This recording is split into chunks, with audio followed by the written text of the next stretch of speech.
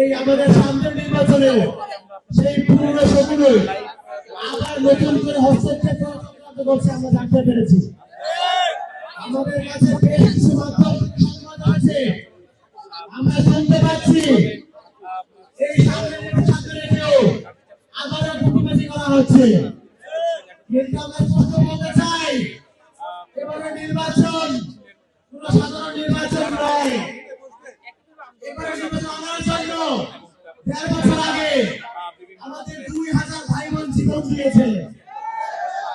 কিছুদিন পূর্বে এই দেশের সর্বকালের সর্বশ্রেষ্ঠ শিল্পী ওসমান হাদিকে জীবন দিতে হয়েছে। এত এত সবাইকে রক্তের উপর দিয়ে নির্বাচন কি দিব? নির্বাচন নিয়ে হবে না। যারা দেশে এবং দেশের বাইরে থেকে আমাদের নির্বাচন নিয়ে চক্রান্ত চেষ্টা করছেন, নীল নকশা করছেন, আজকে সমাবেশ থেকে আপনাদেরকে হুঁশিয়ার করে বলতে চাই, আপনারা সাবধান হয়ে যান। জুলাই জনতা আপনাদেরকে নতুন করে কোন রকম প্রতিবাদী করার সুযোগ কিন্তু আর দিবে না। শুধুমাত্র নির্বাচন কেন্দ্রিকই নয়, এই চক্রান্ত আজকে রাষ্ট্রের প্রত্যেকটা লেয়ারে আপনারা দেখতে পাচ্ছেন। আপনারা জানেন যে আমাদের আইসিসি টি-20 ক্রিকেট টুর্নামেন্ট, সেখান থেকে আমাদেরকে ওই পুরনো সকল ইন্ডিয়ার গুটিবাজা তারা এক চক্রান্ত করে আমাদেরকে এই খেলা থেকে বঞ্চিত করেছে। তারা হচ্ছে অত্যন্ত প্রাণওয়াইজ আইসিসি উপরে যে ভোট রাজি হয়েছে,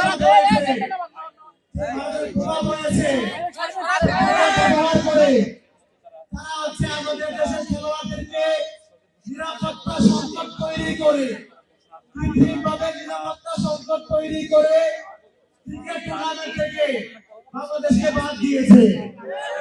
অনেকে বলেন বাংলাদেশ খেলতে চাই নাই, কিন্তু ব্যাপারটা এরকম নয়। বাংলাদেশকে খেলতে দেওয়া হয় নাই। বাংলাদেশ অবশ্যই খেলতো এবং ভাগের মতোই খেলতো, কিন্তু যে ঘটনা ঘটেছে নিরাপত্তা সংকট, আমরা দেখেছি বিগত সময়ে এই ধরনের ঘটনা ঘটলে কিন্তু ভেন্যু পরিবর্তন করে দেওয়া হয়। আমরা আবেদন জানানোর পরেও আমাদেরকে ঘুরে ফিরে আমাদের যে মৃত্যুভাগ ভারত, সেই ভারতীয় খেলতে বলা হচ্ছিল। সাংবাদিক নিরহপত্রধারী দোকানি কেউ রেহাই পাইনি। আমরা এই পুলিশের হামলার তীব্র নিন্দা এবং ধিক্কার জানাই। আমরা এই পুলিশের বিচার চাই। আমরা জুলাই পরবর্তীতে বলেছি এই প্রশাসনের বাহিনীকে সংস্কার করতে হবে, এই প্রশাসন থেকে পুলিশকে ছাড়াই করতে হবে। কিন্তু যে জুলাই রক্তের উপর প্রতিষ্ঠিত ইন্টারভিউ করবেন, তারা জুলাই সাথে ভেরি করে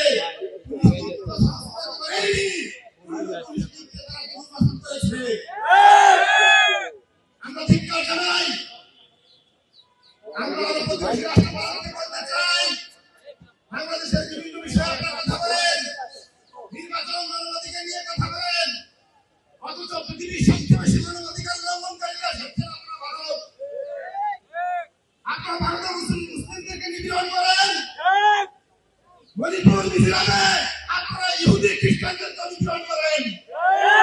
আমরা আজকে বাংলাদেশের পক্ষ থেকে ইহুদি খ্রিস্টানদের উপরে যে নিপীড়ন করেন তারা ধিক্কার জানাই। মুসলিমদের উপরে যে হামলা করেন তারা ধিক্কার জানাই। আপনারা খ্রিস্টানদের ধর্ম উপাসনায় হামলা করেছেন, আপনারা হচ্ছেন সেই ভারত। আপনারা এখন চেষ্টা করছেন আপনার ইসলামিস্টকে কাজে লাগিয়ে ২০০৮ সালের মতো আরো একটি পাতানো ইলেকশন করার জন্য বাংলাদেশে আমরা বলে দিতে চাই, ভারত এবং তাদের পুরাতন প্রেসিডেন্ট নব্য প্রেসিডেন্ট যদি আমার বাংলাদেশে ২০০৮ সালের মতো পাতানো ইলেকশন করতে চাই, আমরা তার দাম পাল্টা জবাব দিব।